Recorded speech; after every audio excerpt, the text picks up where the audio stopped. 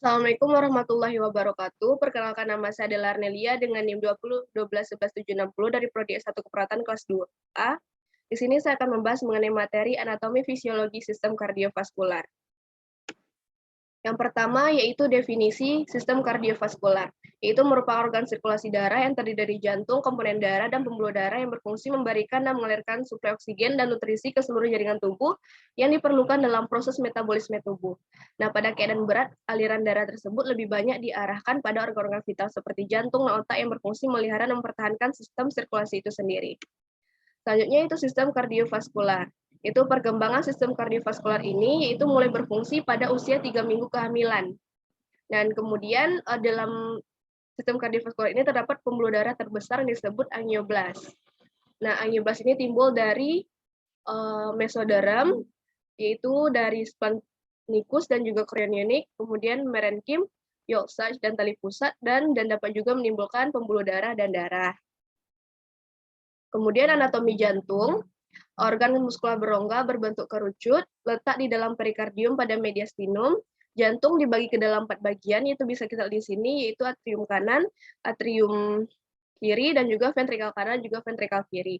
Kemudian beratnya 250 sampai 350 gram. Dan besarnya sekepal tangan ini, yaitu batas dekstra pada sternum dekstra dan juga batas netra pada intrakosta kelima. Kemudian hubungan jantung dapat kita lihat di sini, yaitu atasnya berhubungan dengan pembuluh darah besar, aorta pulmonalis, bronkus dekstra, dan juga bronkus sinistra. Bawahnya yaitu diafragma, setiap sisinya itu paru-paru, dan juga belakang aorta descendens, esophagus, kolumna vertebralis, dan juga vena asigos. Dan dinding depannya yaitu sternum dan cartilago costalis setinggi kosta 31. Kemudian di sini kita lihat yaitu ada faktor-faktor pengaruh kedudukan jantung, ada umur, contohnya itu pada lansia, kemudian ada bentuk rongga dada, letak diafragma, perubahan posisi tubuh, itu mempengaruhi kedudukan jantung. Ada juga otot jantung, itu ada perikardium, miokardium, dan endokardium.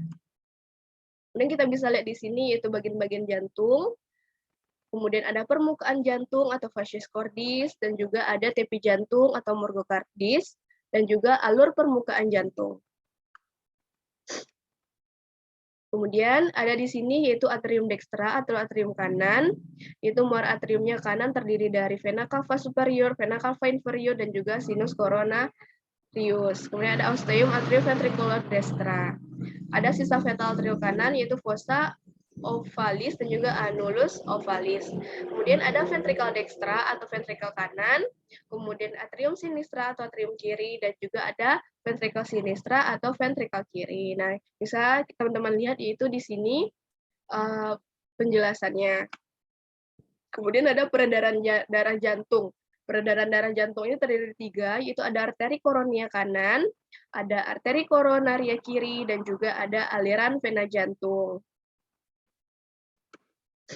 Nah, bisa kita lihat di sini yaitu bagaimana skema darah itu sendiri. Itu mulai dari vena cava superior dan vena cava inferior mengalirkan darah ke atrium dekstra yang datang dari seluruh tubuh. Dan juga arteri pulmonalis membawa darah dari ventricle dekstra masuk ke paru-paru. Atrial ventricle sinistra dan arteri pulmonalis terdapat katup pulvula semilunaris. Nah, kemudian arteri pulmonalis. Vena pulmonalis membawa darah dari paru-paru masuk ke atrium sinistra.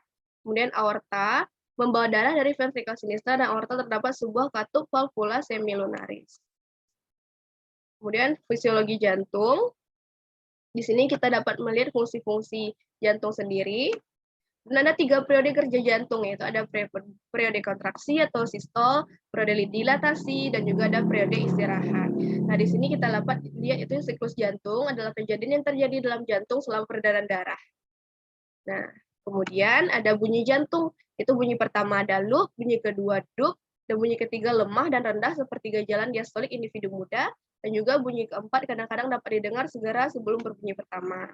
Nah, di sini ada sistem konduksi jantung, ada SA node, AV node, bundle anteroventricle, dan serabut penghubung terminal atau bronchial.